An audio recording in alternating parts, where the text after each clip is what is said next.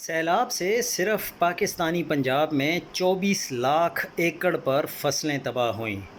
صرف کسانوں کا 360 ارب روپے کا نقصان ہوا ہے۔ سبزیوں اور باغات کا نقصان علیحدہ ہے۔ 44% سبزیاں تباہ ہو گئی ہیں، اس کے عوام پر اثرات الگ ہیں۔ بھارت نے انڈس واٹر ٹریٹی ختم کر دی اور اب سیلابی پانی اچانک چھوڑنے کا آغاز کر دیا ہے، جس کا مطلب یہ ہے کہ سیلاب ہر سال آئیں گے۔ اس آبی دہشت گردی کا دوسرا حصہ تب سامنے آئے گا جب بھارت پانی روکنے کے لیے نئے پروجیکٹس مکمل کر کے ہمارا پانی بھی روکے گا۔ کیا آپ نے اس موضوع پر حکومت کی طرف سے کسی فکر کا اظہار سنا؟